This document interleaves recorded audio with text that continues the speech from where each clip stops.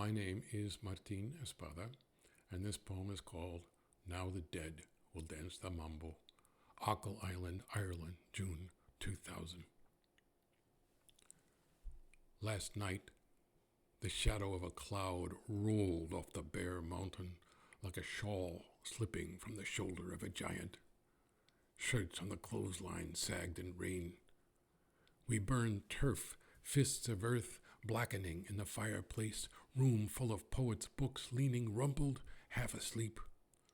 All night a radio sang in Irish, tongues sod-hard with lament or celebration. Then the BBC News and the announcer's lips pinching the name, Tito Puente, the Mambo King, dead in New York. I would listen to Tito's records and see my father years ago. Black hair shiny as the spinning disc, combed slick before the dance. I learned to spy on his mambo step, drum the pots and kitchen tables of Brooklyn.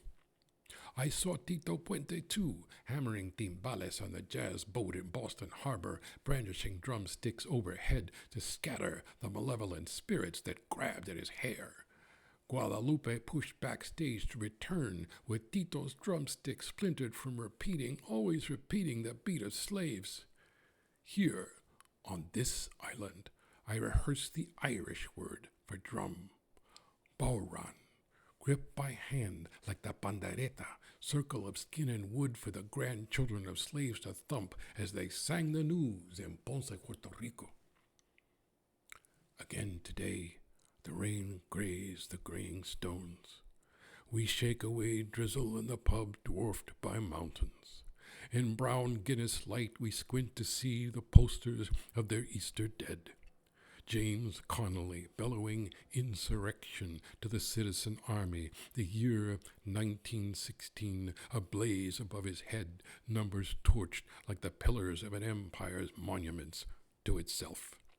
The bartender says Connolly eyed the firing squad strapped to a chair in the stonebreaker's yard, gangrene feasting on his wound so he could not stand. I tell the bartender that Puerto Rico has its Easter dead. A march on Palm Sunday, colonial police intoxicated by the incense of gun smoke, cadets of the Republic painting slogans on the street in their belly blood. That was Ponce in 1937, and Raphael still says, my mother left in a white dress and came home in a red dress. Tito Puente is dead, and we are in a pub on Achill Island plundering the jukebox, flipping between the wolf tones and the Dubliners till we discover Tito's Oye Como Va. The beat is a hand slapping the bar, heads nodding as if their ears funneled a chant of yes, yes, yes, yes. And when we shoot a game of pool in his memory, the table becomes a dance floor at the Palladium, cue ball spinning through a crowd of red and green. Now James Connolly could dance the mambo, gangrene forever banished from his leg.